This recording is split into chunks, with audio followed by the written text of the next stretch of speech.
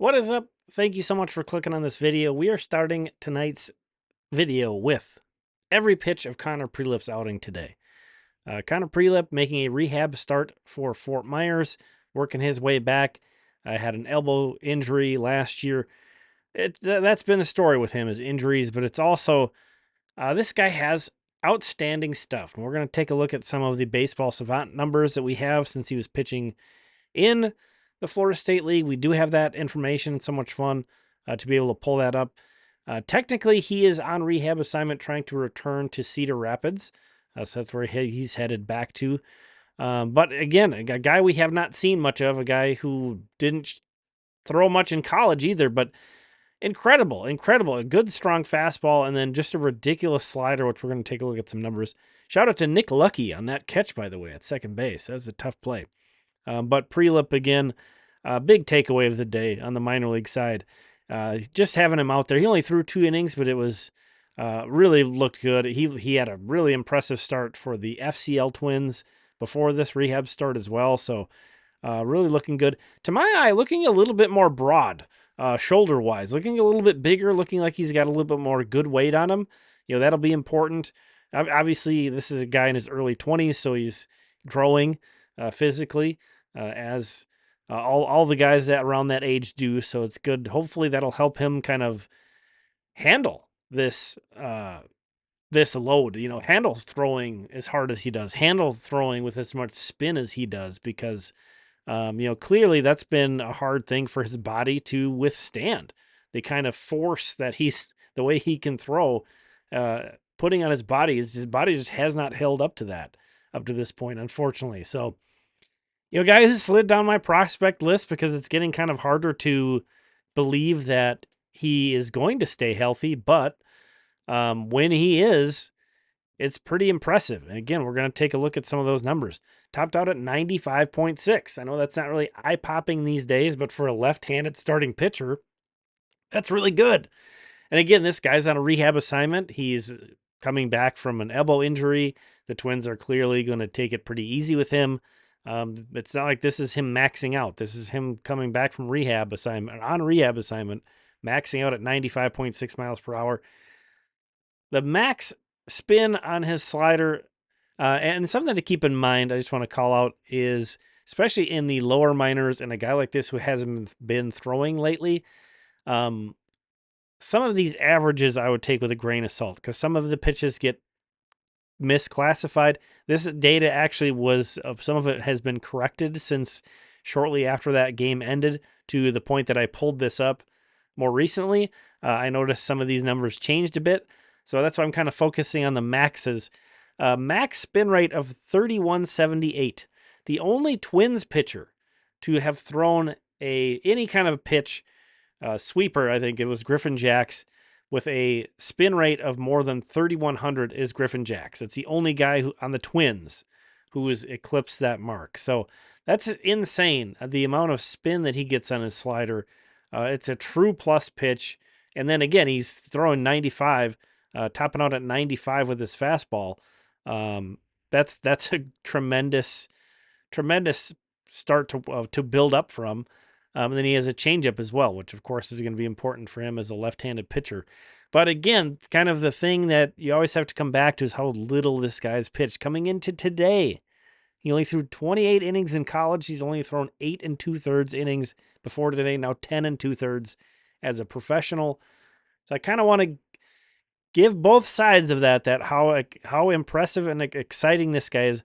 Before he got hurt at Alabama, there was some talk about him potentially being in conversations to be the #1 overall pick of his draft class.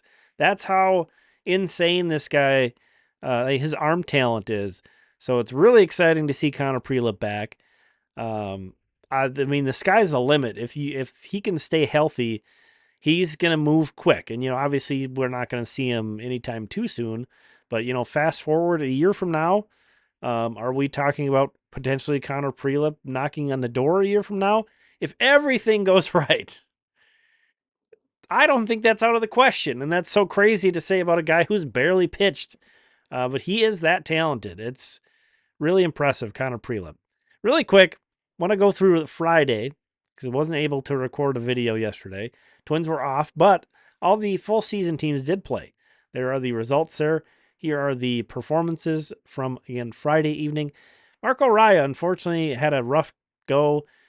His numbers aren't very good, and I think he kind of is trending more and more outside of that conversation of Twins' best pitching prospect, and is kind of on the outside looking in on that now, unfortunately. Christian McLeod continues to pitch well. Ricky Castro had an excellent start on Friday. If you're not familiar with that name, he was one of the guys the Twins have signed out of Indy Ball of late. And then on the hitting side, you see all those performances there. Chris Williams with a 3-hit night and a home run for the Saints. He also had a good night tonight, too. But switching gears here, with the Twins being back, they did make a couple of transactions as kind of was expected, maybe, or there was a hunch that they were going to be making some moves, but the names, we know for sure who they were. These Carlos Correa and Chris Paddock were placed on the IL, but it is retroactive, so maybe they're not going to be out for too long. Doesn't sound like they're that concerned about either guy, but obviously Paddock, with the pitchers having a 15-day IL, he's going to be out for a while. At some point, they are going to have to bring up a fifth starter, and probably Diego A. Castillo will go down. But Edouard Julien and Austin Martin are back with the Twins for now. So exciting for those guys. That's sort of the positive end. But, I'm kind of surprised Paddock came back from the last time he was on the IL so quick. So not really shocked to see that he's back on the IL. Correa, we knew that this isn't like new. We knew that he was dealing with the plantar fasciitis again.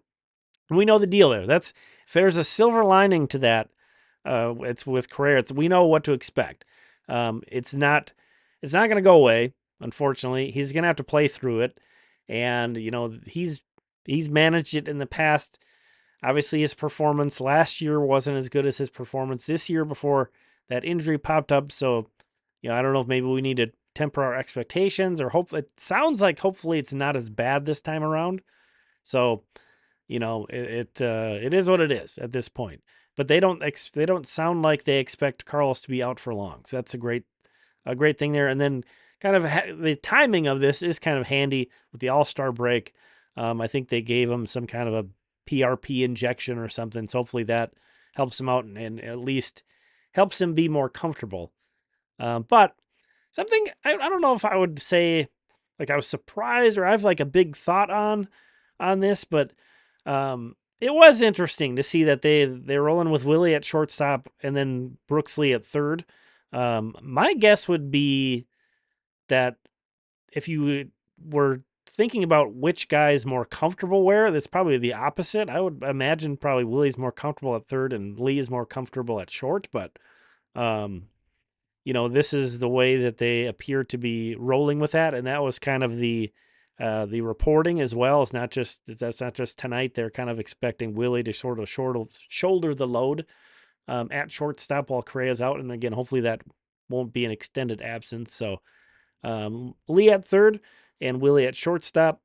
This game, I don't even know how you talk about this. I would have to have like a full video just on this ridiculous game. The condensed version of this game is going to be like 30 minutes on MLB.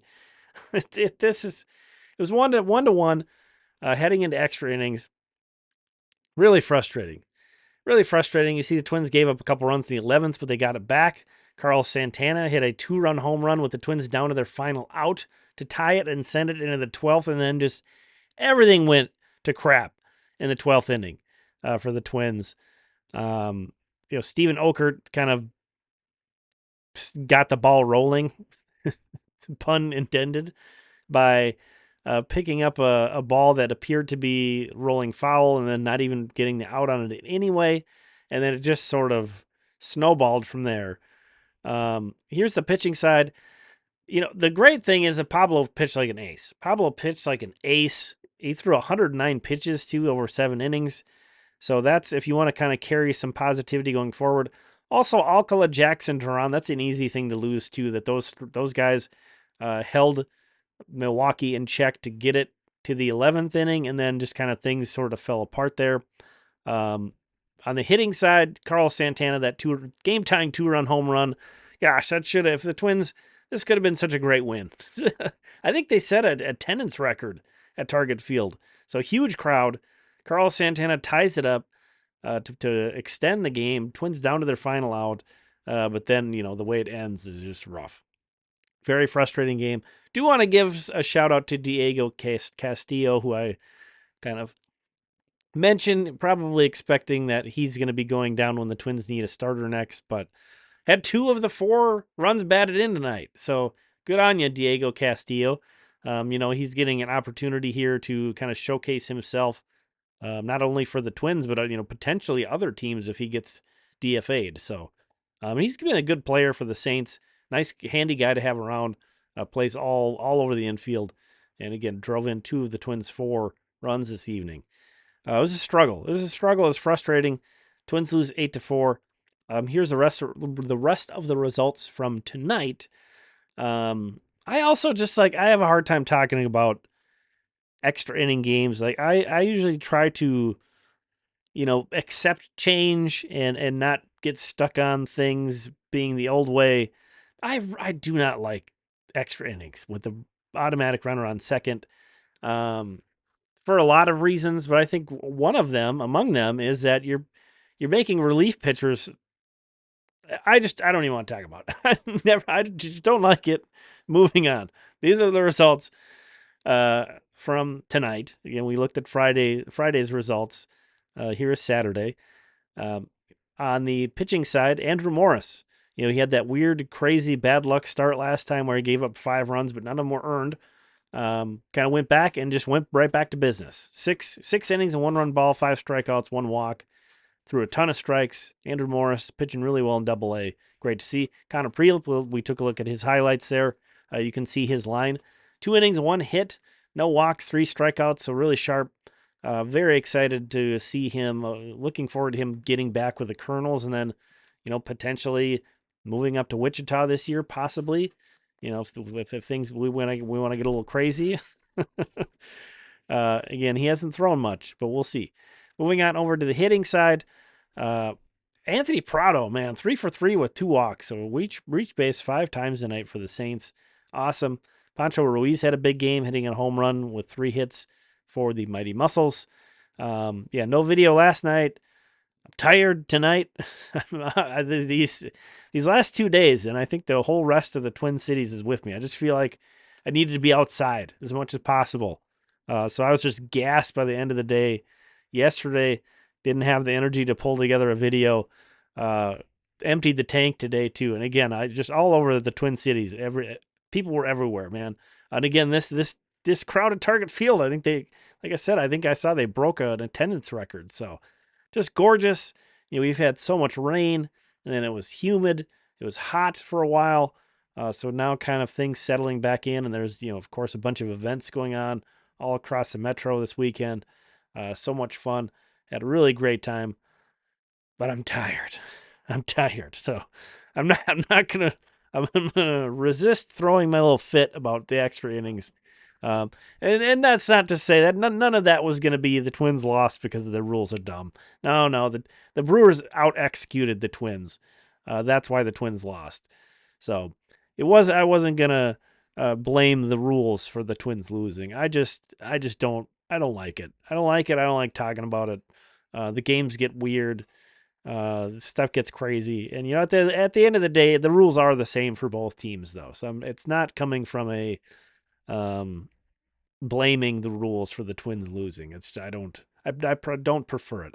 If you're asking me, I would prefer that they use the KBO rule of that you play 12 innings of baseball the way the rules are, and then if it's still tied up, you just have to have a tie. You play 162 games, you can have ties. It's okay. It's okay to have ties if you play that many games, in my opinion. Probably what I would prefer, though, is just to go back to the old way and you just play until somebody wins, and don't do any bonus runners or anything. I get why they did it, and see, now I'm ranting.